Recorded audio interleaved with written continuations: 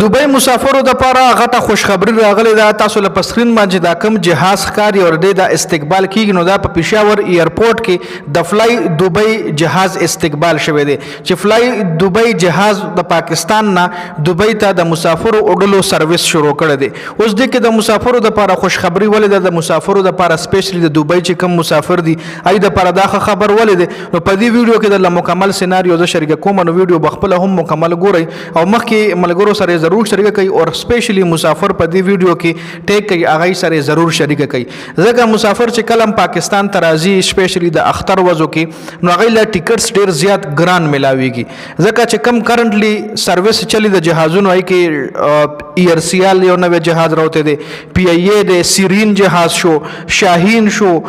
فلای قطر یو امریټس والا شو قطر شو لکه جهازونه خو دوبۍ له چلیدل خو زیات مطلب دا غي ریټس چې کوم ټیکټونه چې کوم اب ګران ملاویدل مسافر الله چې اوس پکې د یو نوې جهاز اضافه هم شوی دا چې دا غي فلای دوبۍ نوم دی د دوبۍ جهاز دی د اوس د پاکستان د پیښور لا کرنٹ یو دور وځ مخ کې رومنه مطلب رومنه پیره چې د راوړلې واغې کې 173 پاکستانی مسافر راوړلې وو چې هغه سرویس نه مسافر ډیر زیات خوشاله او ټیکټ ریټس چې کوم دی هغه هم د نور جهازونو په نسبت باندې ارزان دي. لکه غټ مثال به زدا سي درکم چې اوس لکه آسان مثال به درکم چې پیښور له اسی 15 بکسي چلیږي د نوخار نه اسی لیټ سپوز مثال در کوم د نوخار نه یا د مردان له پیښور له 15 بکسي چلیږي 15 فلاین کوچي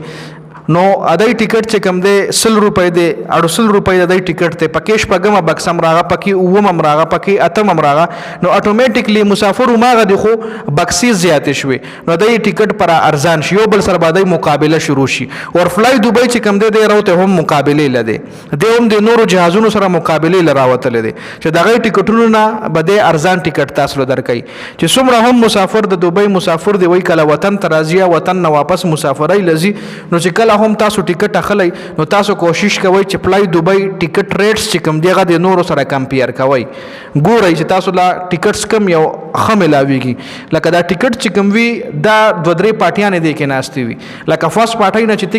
ټیکټ کم اخلي د چا چر چې خپل ټریول ایجنسی لایسنس وي او چا سره چې خپل د جهازونو د بوکینګ لایسنس وي نو هغه ټیکټ تعالی ارزان درکې بیا ورپسې بل یو ایجنټ ناس وي هغه پاکستان لا کمیشن اخلي او هغه تعالی ټیکټ هم دغه فاست دغه ناخلي چا سره چې خپل لایسنس وي چا سره د جهاز د ټیکټونو لایسنس هم وي دا غي دومره خنوم د اوس زمانوم د ذهن نو د چا لایسنس لسونو مخلي نو دې کې بیا د درې سلور ایجنټان ناشتي یو ایجنټ ته چې لاړ شي خبره پاکستان لا پرسنټیج د بل ایجنټ پاکستان لا پرسنټیج د بل ایجنټ پاکستان لا پرسنټیج او ته چې کله ډایرکټ ټیکټ اخلي د ایرلاین نه د ایرلاین چې کم افیشل دغه چې کم